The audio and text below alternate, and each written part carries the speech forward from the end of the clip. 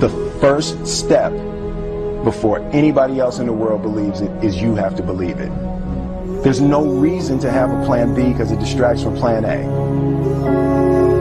If you can see it here and you have the courage enough to speak it, it will happen.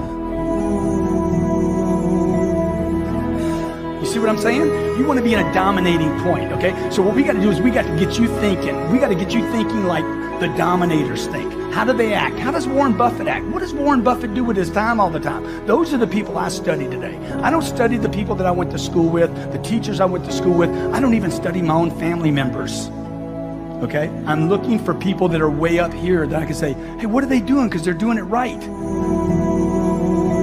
So I look to surround myself with people that can dominate, people that are certain, okay? People that know what they're doing, people that are in control. You know, if you don't surround yourself with other dreamers, here's what I know. If 9 of your friends are broke, you're going to be the 10th one. That's it. If 7 of your friends smoke, you're going to be number 8. If you stay with that circle of friends, you've got to surround yourself with like-minded people. See, stop telling your big dreams to small-minded people.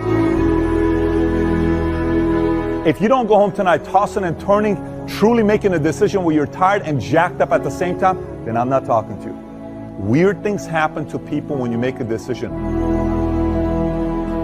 My mom wanted me to be a truck driver because that would mean I would make $24,000 a year if I went to Truck Masters, and that would be twice what my father made. And she thought that would happen, but something inside of me said, I don't want to drive a truck. There's something else that matters more to me, and I decided I was not gonna go for money instead of passion.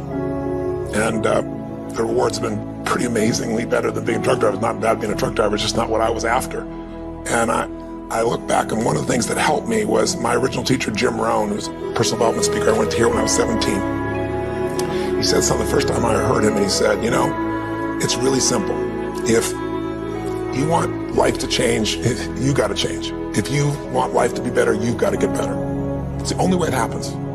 And luck will show up for people and to leave them. But if you're constantly improving who you are and what you give, game over.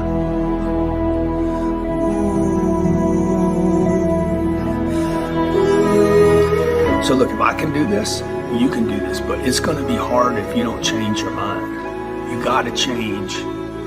You got to change the way you think. And the way to change the way you think, ultimately there's 2 ways, okay? I mean, there's probably 3 or 4 ways, but first of all, the one way is to start discipline yourself. Catch yourself every time you say, I don't have time, say, hey, I create time.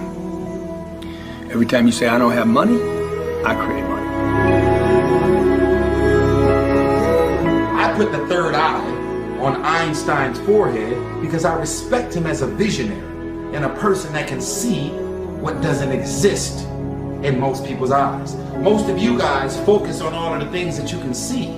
A visionary specializes only those who can see the invisible can do the impossible.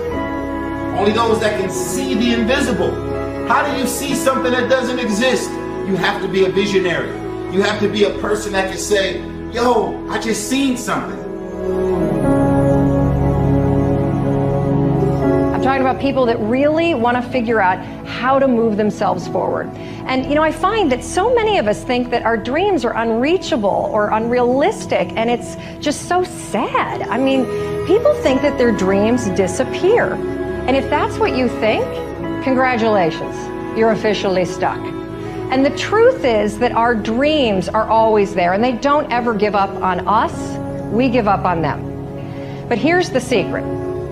If you just force yourself, and I mean force, because I know damn well none of you want to do anything about this, but if you just force yourself to take a couple small steps, there's always a surprise. Everything I've ever done started with a fear.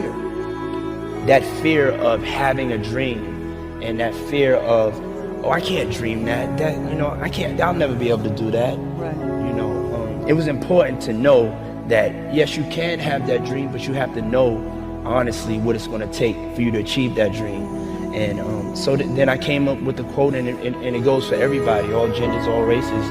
You know, don't be afraid to close your eyes and dream, but then you have to open your eyes and see the reality of what it's going to take for you to achieve that dream. And a lot of people, they kind of see, whether it's musicians or athletes or entertainers or even just successful people, but they don't understand the thing that it takes for them to get to the point that they've gotten.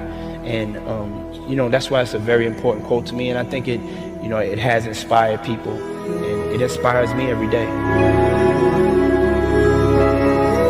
See, this is what people did. They set a target. You remember when you were a kid and you set targets that were big, giant, had nothing to do with reason? They were giant, right?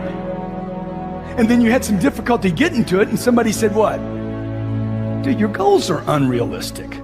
You need to drop your goals down. And add 40 years and end up with nothing. Certainly not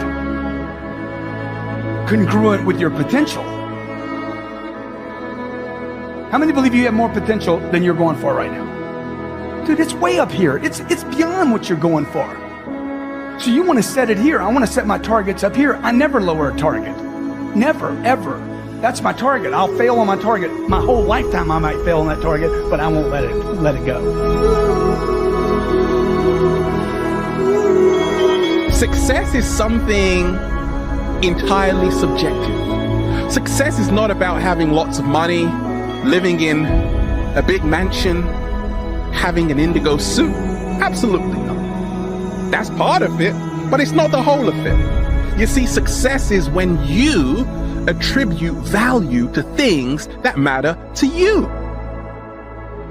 If you don't love what you do, it's going to be hard to continue. Do you know why so many people don't like their jobs? It's because there's no heart in it. They're just doing it to get the money at the end. You got to enjoy the process and then trust the process. And that's how to get a small vision off the ground, the come up. I was very, very lucky to find it, you know, when I was 7 or 8 years old, and you know, and fortunately, my children have found their passion. One son loves farming like nothing else. One son loves music like everything else, and all three of them love philanthropy and what they get to do. You're lucky in life when you find it, and you can't guarantee you're going to find it in your first job out. But I always tell college students that come out, I say, take the job that you would take if you were independently wealthy. You know, you're going to do well at it. Passion often is linked with purpose. What I love to do is often what I should do.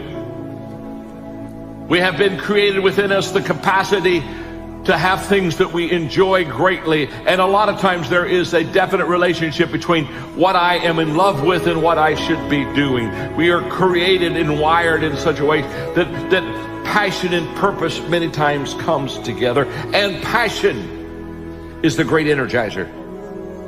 Once you have passion, you have energy. If you got the energy and you go, I don't know where to start, throw a rock, and where that drops, start there. Talk like the next person. Just take massive action and keep changing. If you want to speed up the result, you find someone who's already getting the result you want. They've lost 30 pounds. Do what they did. They have a relationship that's passionate 20 years later. Let's figure out what they're doing. That's the way that you do it. And then the third thing is, if you really know what you want and you're obsessed by it, you got all this energy and drive, and you're taking massive action, you're changing your approach, you're doing what works, the third thing we need is grace. Whatever you move toward, if you move toward success, success seems to start coming your way.